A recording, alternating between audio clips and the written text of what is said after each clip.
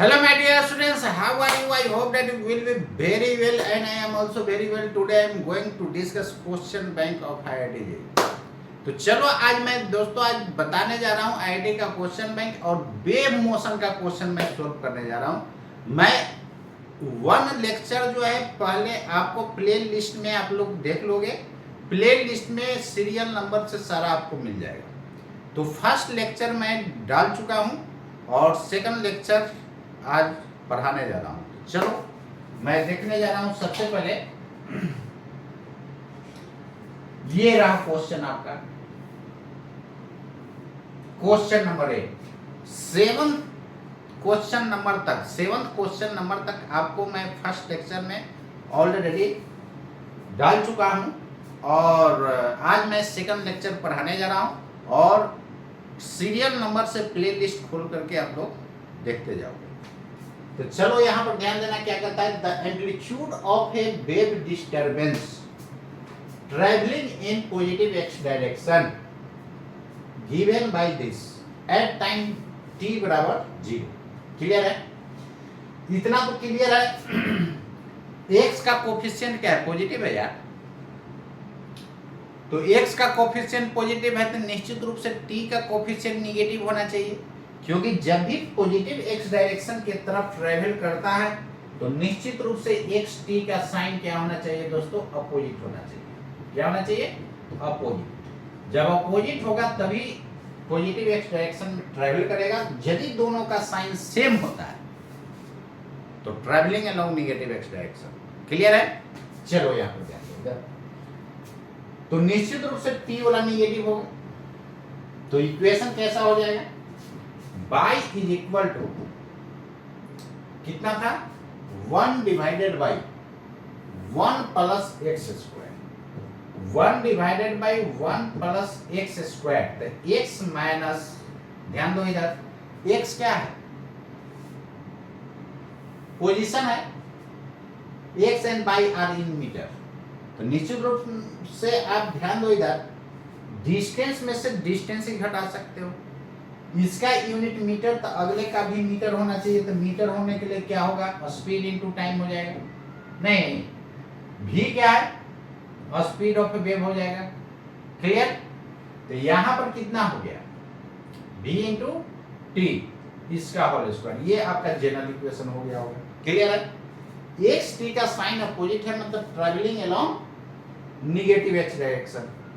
जब x t का sign same sign होता है, यानी दोनों प्लस दोनों माइनस, उस केस में travelling along negative x direction. ये बात क्लियर है? अब यहां पर ध्यान दो इधर, नेक्स्ट स्टेप पर क्या करता है? कहता है कि एट टाइम t बराबर 0 एंड y बराबर दिस एट टाइम t बराबर 2 सेकेंड। जब t का वैल्यू दोस्तों 2 सेकेंड हो गया तो इक्वेशन कितना हो गया? ये t बराबर 0 पर था और t बराबर 2 सेकेंड पर ये इक्वेशन हो गया 1/1 प्लस एक्स माइनस कितना है? 1, इसका होल स्क्वायर है। कितना पर? t का वैल्यू 2 पर। इसमें t का वैल्यू 2 पुट करोगे तो ये 2 भी हो जाएगा ना। 2 भी के जगह क्या है? 1 है। तो निश्चित रूप से 2 भी इज इक्वल टू 1 हो जाएगा। तो v बराबर 1/2 मतलब 0.5 मीटर पर सेकेंड। क्लियर? यदि सब ऐसा यूनिट में है तो मीटर पर सेकेंड में हो जाएगा। देखो ना, यहाँ पर x and y are meter. जब x और y मीटर में होगा दोस्तों तो निश्चित रूप से मीटर में से आप मीटर ही घटा सकते हो। नहीं, जैसे आपको मैंने बताया था कि 2 हाथी में से एक कुत्ता घटा दो, घटेगा जिंदगी में यार? कभी नहीं घटेगा। तो मीटर में से मीटर ही घटता है। तो निश्चित रूप से ये मीटर होगा unit. This is meter. Clear? तो मीटर में से मीटर घटेगा तो स्पीड इनटू टाइम क्या हो गया? मीटर। तो स्पीड इनटू टाइम, ये टाइम 2 सेकेंड है तो v निकालोगे तो मीटर पर सेकंड आ जाएगा कि नहीं? मतलब ऐसा यूनिट में आ जाएगा, यानी 0.5 मीटर पर सेकंड। आंसर हो गया बाबू। क्या हो गया बाबू? आंसर हो गया कितना 0.5 मीटर पर सेकेंड होगा कि नहीं जी? मीटर पर सेकेंड तो आई, तो क्यों लिखोगे 0.5 क्यों लिखो? क्या हो गया? ऐसे करोगे, इसका ये इलाज है। क्लियर? 0.5 metre per second. ठीक है, चलो अब नेक्स्ट क्वेश्चन पर मैं चलता हूं। क्वेश्चन नंबर 9 में क्या करता है? देखो आईआईटी में जाओ चाहे नीट में जाओ, आपको एक क्वेश्चन तो एकदम फिक्स है कि रहेगा ही, ऐसे एक से ज्यादा रहता है। तो निश्चित रूप से आपको क्वेश्चन जो है इससे हर हाल में, चाहे नीट के एग्जाम में जाओ चाहे आईआईटी के एग्जाम में जाओ, आपको क्वेश्चन रहेगा। समझ गया? चलो नेक्स्ट तो देखो, कहता है कि बस is moving towards huge wall. Huge मतलब यार बहुत बड़ा वॉल है, समझ गया ना? इंफ्रारेड तक का वॉल होगा। कहता with A velocity 5 metre per second, बहुत बड़ा वॉल है,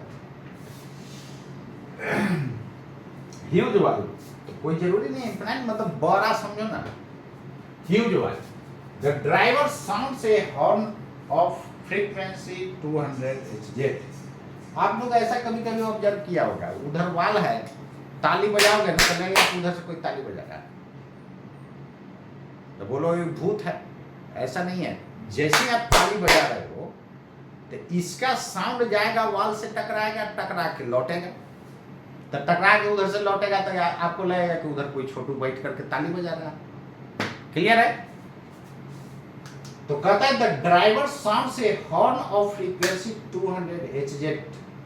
the frequency of beats heard by a passenger of the bus will be. तो देखो ना, बस में बैठे हुए हो, तो बस का ड्राइवर साहब क्या किए? हॉर्न बजाए। तो बस के ड्राइवर और पैसेंजर के बीच कोई रिलेटिव मोशन नहीं है। जब भी सोर्स एंड लिसनर के बीच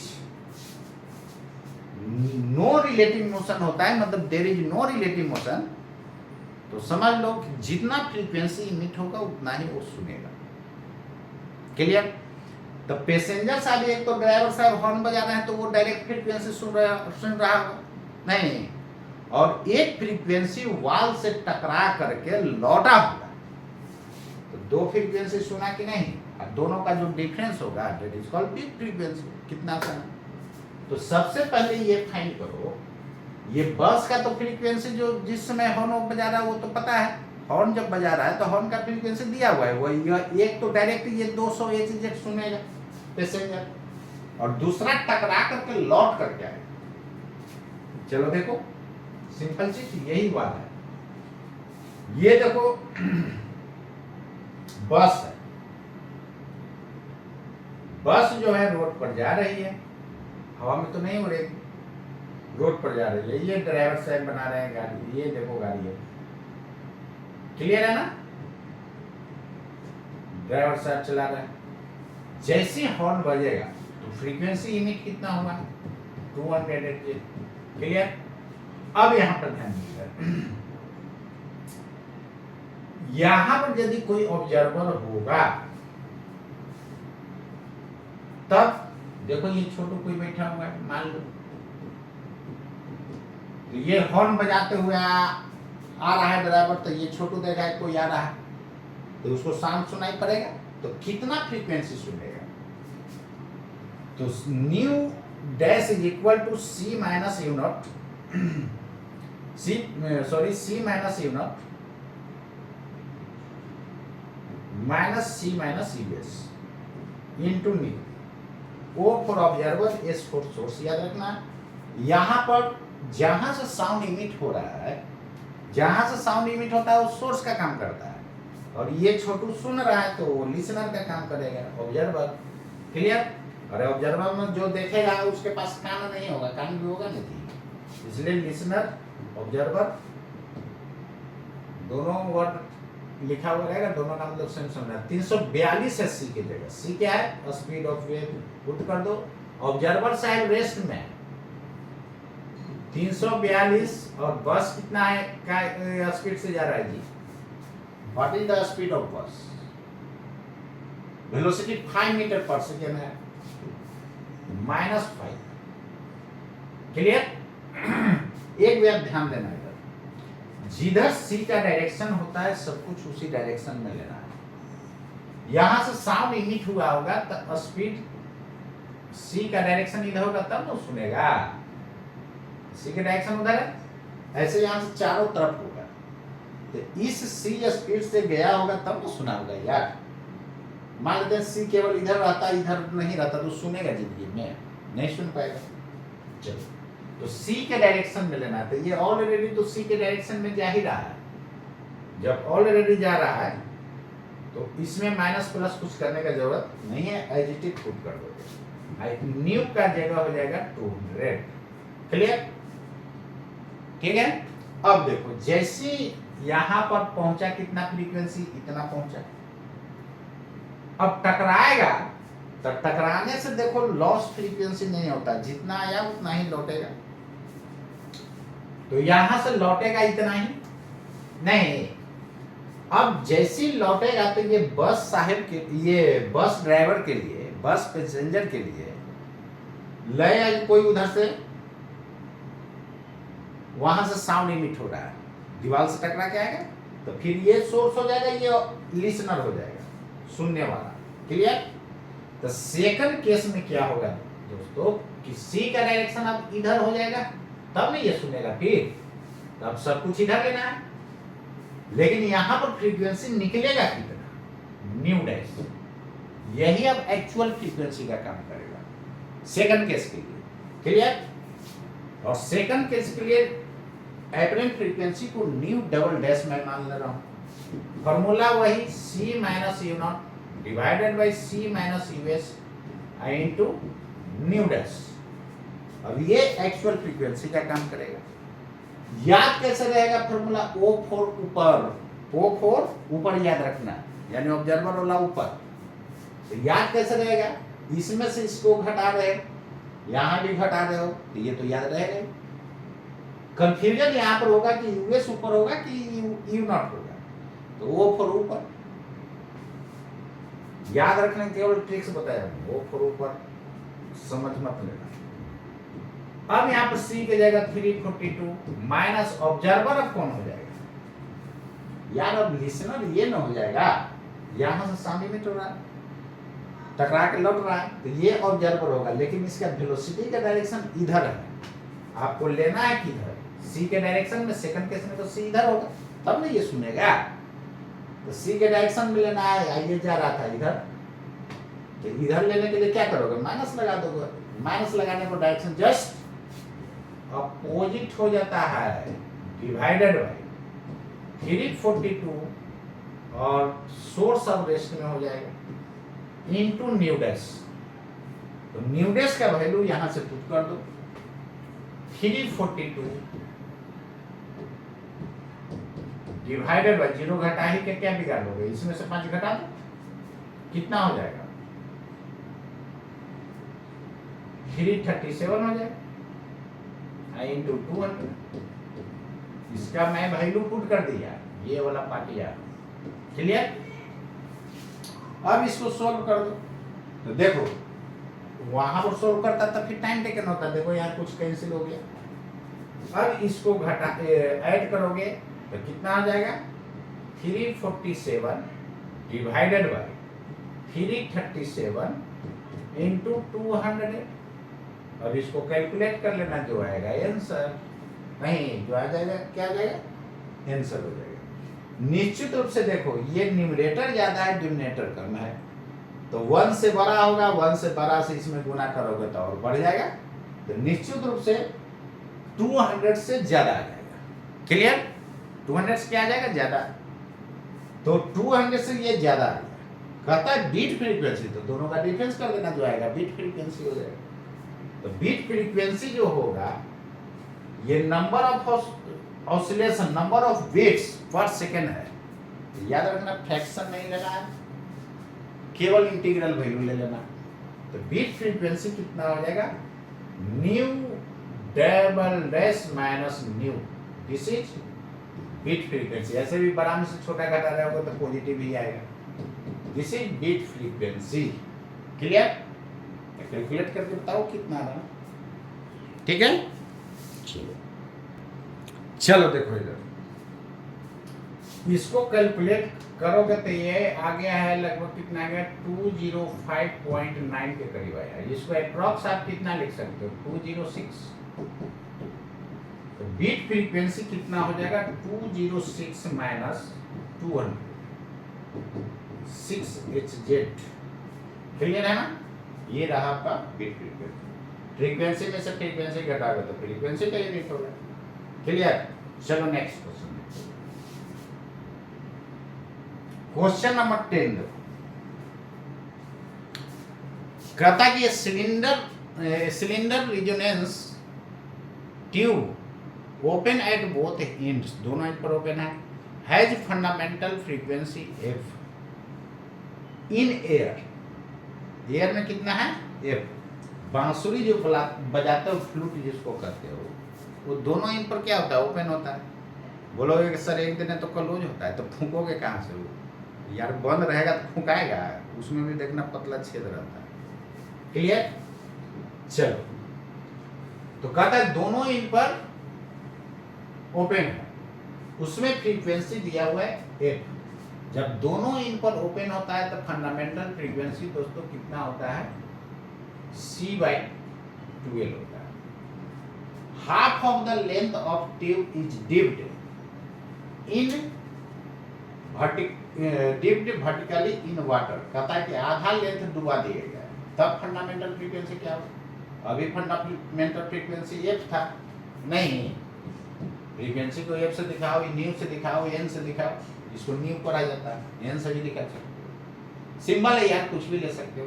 चलो देखो इधर, half of length of tube is dipped, जब आधा डिप्ट कर देगा तब फ्रीक्वेंसी क्या हो जाएगा, ये क्लोज के लिए हो गया, तो C/4L फॉर्मूला होता है।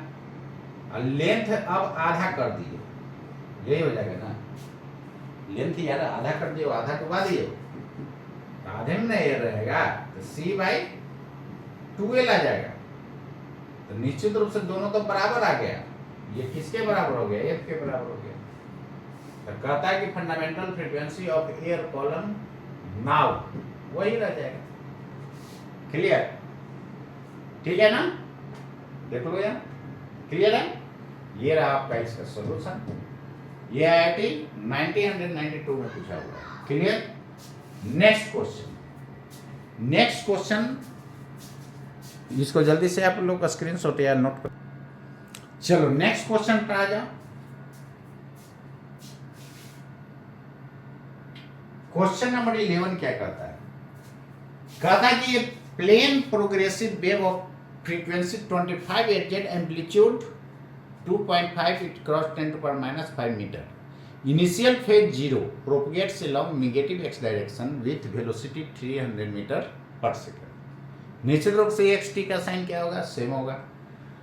Eight any instant phase difference between the oscillation at 2.6 meter apart, मतलब ये पार्ट डिफरेंस दिया हुआ है छोटू, ये क्या दिया हुआ है बाबू, पार्ट डिफरेंस दिया हुआ है 6 meter. Clear? along the line of propagation is, कहता है कि फेज डिफरेंस क्या होगा, जब पाथ डिफरेंस 6 मीटर है तो फेज डिफरेंस और पाथ डिफरेंस का रिलेशन तो जानते ही हो क्या होता है, फाई बराबर 2π/λ, this is phase difference into delta x. जानते हो ना, ये मीटर मीटर कैंसिल, तो एंगल बचेगा कि नहीं। गलती से आपको यदि फॉर्मूला लगे गलती है तो लेमडा ऊपर कर दोगे तो ऊपर मीटर स्क्वायर हो जाएगा, नीचे रेडियल। कभी होगा जिंदगी में फाई के बराबर, कभी नहीं होगा। अब लेमडा यहाँ पर नया चीज है, लेमडा को कैसे निकालोगे, वेवलेंथ है यार, यहाँ स्पीड दिया हुआ, फ्रीक्वेंसी दिया हुआ है, तो लेमडा बराबर स्पीड बाई फ्रीक्वेंसी लिखते हो कि नहीं, स्पीड 300, अब फ्रीक्वेंसी 25 हो गया, यानी 12 हो जाएगा ना मीटर, 12 मीटर। क्लियर? सब ऐसे यूनिट में था। तो 2π/λ, लेमडा हो गया 12 और ये डेल्टा x 6, तो 6 2 जा 12 होगा ना। तो ये 2 से कैंसिल कर दो, 2 भी कैंसिल हो गया, तो पाई बच जाएगा जी phase difference. This is answer. और क्या कहता है, corresponding amplitude difference is, clear है। तो ये हो गया आपका पाई, ये कैंसिल हो गया। अब कहता है कि एम्पलीट्यूड का डिफरेंस क्या होगा, ये आपसे पूछ रहा है। तो एम्पलीट्यूड का डिफरेंस क्या होगा, आप खुद समझो। जो भी पढ़े हो कांस्टेंट एम्पलीट्यूड के लिए नहीं पढ़े हो, किसके लिए पढ़े हो, कांस्टेंट एम्पलीट्यूड। तो प्लेन प्रोग्रेसिव वेव में ऐसे भी आपको एम्पलीट्यूड चेंज नहीं होगा। ये प्लेन प्रोग्रेसिव वेव है, तो एम्पलीट्यूड जब चेंज नहीं होगा तो डिफरेंस कितना, 0। क्लियर है, डिफरेंस क्या हो जाएगा, 0 हो जाएगा। हो गया आंसर, क्लियर है। तो उम्मीद करता हूं ये आपको समझ में आया होगा। तो क्या देखा कि आईआईटी में जितना भी क्वेश्चन आपसे पूछा है वो कोई हाई लेवल का नहीं है, इसलिए आप इसको करते जाना। और यूनिट्स एंड मेजरमेंट्स में आपको मैं दिखा चुका हूं कि जब आईआईटी का क्वेश्चन बनाने के बाद दुनिया का कोई क्वेश्चन बना रहा हूं, बनते जाना। एसी वर्मा को मैं बनवाया, वो भी आपसे बना, सब कुछ आसान है, एकदम बिल्कुल आसान था। तो इसलिए आईआईटी का क्वेश्चन बैंक को फर्स्ट प्रेफरेंस दो, चाहे वो नीट का स्टूडेंट हो या मेडिकल का स्टूडेंट, सॉरी नीट का स्टूडेंट हो या आईआईटी का स्टूडेंट हो, दोनों इसको बनाओ। नीट वाला सोचता है कि आईआईटी क्यों है, यार इसको बनाओगे तो आपका दिमाग थोड़ा सा और डेवलप हो जाएगा, फिर छोटा वाला सब बन जाएगा क्वेश्चन। क्लियर है ना। तो उम्मीद करता हूँ मेरा बात पर आप बिलीव हुआ होगा। तो आज के लिए इतना ही दोस्तों, मिलता हूँ नेक्स्ट क्लास, तब तक के लिए नमस्कार।